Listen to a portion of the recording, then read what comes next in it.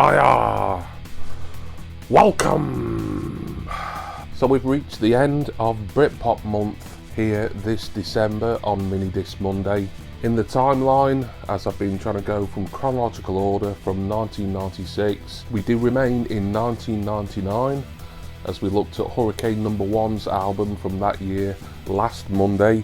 Today we're looking a little later in the year at the third studio album from one of the, I would say, elite tier of Britpop, certainly in fans and critics' eyes, but it's the only album of theirs that I own on any format, and I'm talking about the eponymous album from Supergrass.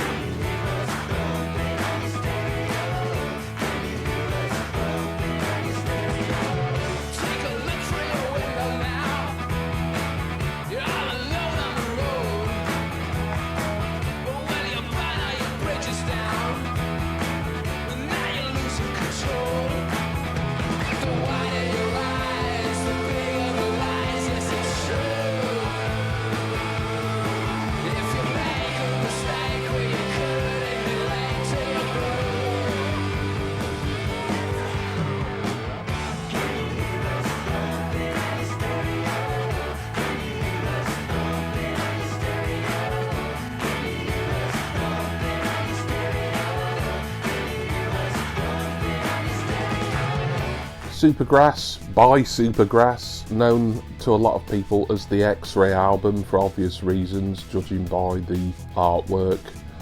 On the back, it's meant to resemble sort of a studio master tape, really, I think there.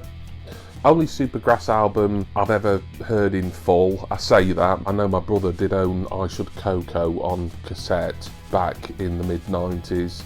But I never really heard him play the whole album. He just seemed to fast forward to all the obvious singles and ignore the rest of it, and I never thought to borrow the album off him and listen to it in full. I was never a massive Supergrass fan anyway.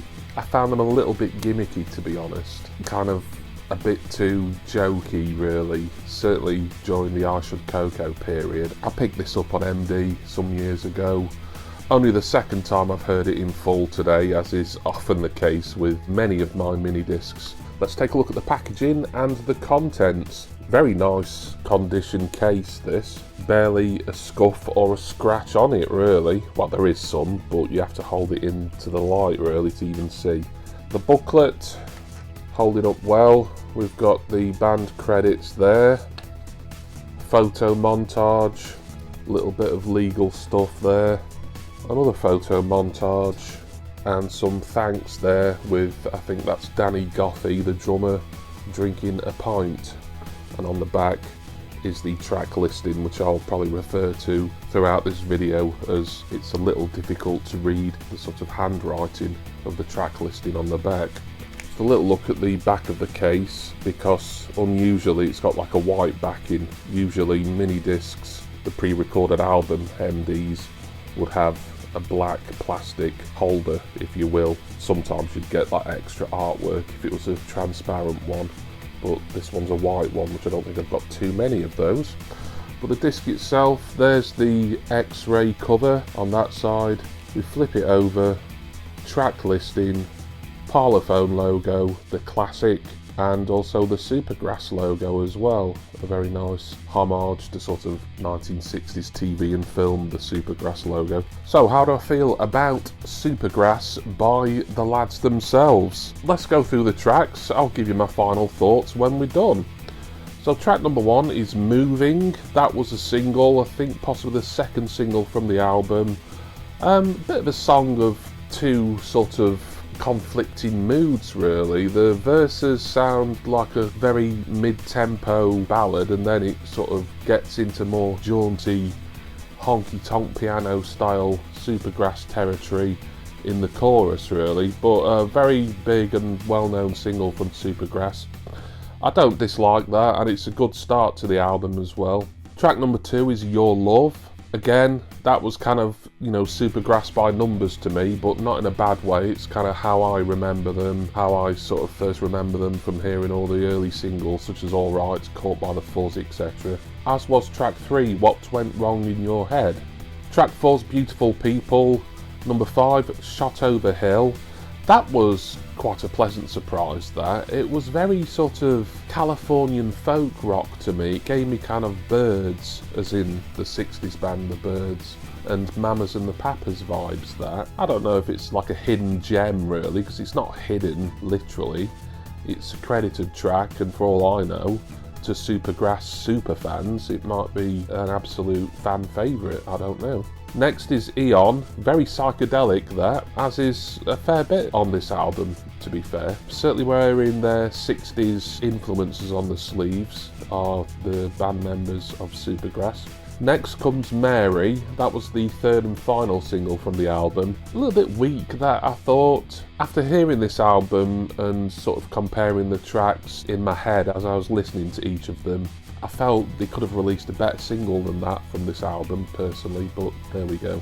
Jesus Came From Outer Space is next. That one there again, it kind of harks back to I Should Coco era for me, and as I said earlier, that's not an era I'm an expert on. I'd hear my brother play a few of the tracks from the album, although I don't recall him ever listening to the whole thing. Then is the lead single, the first one taken from this album, Pumping On Your Stereo. Very catchy, very 1970s Rolling Stones. Gaz Coombs' vocals really sound like Mick Jagger, maybe more than ever on that. Good single, as Supergrass go. It's memorable, it's catchy, and it reminds me of the Stones, so what's not to like, really?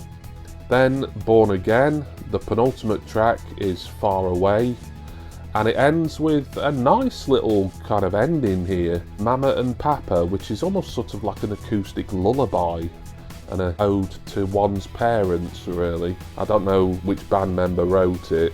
I'm not even sure which of the members sung it. It didn't sound like it was Gaz Coombs, but please correct me if I'm wrong there. But a really sweet and rather charming way to end a pretty good album. Do I love this? No, but then again, I never did love Supergrass. If I did, you would have seen me talk about them on the channel multiple times before now, but I don't collect their work. I don't consider myself a fan. I just happen to own this album of theirs. And I liked it, I enjoyed it. I think I enjoyed it more listening to it today for the second time than I did all those years ago when I first bought it. It just doesn't really inspire me to want to investigate more of their work, and maybe that's going to be something that I will regret, because for all I know, they've done even better. I'm sure they probably have, to be honest, either before or since. But for me, this is really all the Supergrass that I need in my collection. It's a good album, and I do recommend that anyone who hasn't heard it, give it a try. You may get more out of it than I did. Supergrass there. And that is the end of Britpop month here on Minidisc Monday. Thank you for supporting this mini-series all this month. I really appreciate it. And in 2 weeks' time, of course, we do get back to a regular fortnightly schedule with looking at random albums, at least until well into 2026, where I decide that we might be able to get another themed month going on with weekly episodes. But thank you all for watching today. Special thanks go to my wonderful subscribers and generous patrons. Please check out my Discogs Top 40 of 2025. That's coming out, I think, New Year's Day in a few days' time. Always my favourite video to do every year, and I can't wait to show you what's gone up and down since last year's chart and the big, valuable new entries within it. And of course, I want to wish everyone a happy new year as well. Hope you had a great Christmas. Thank you for all your support this year on the channel.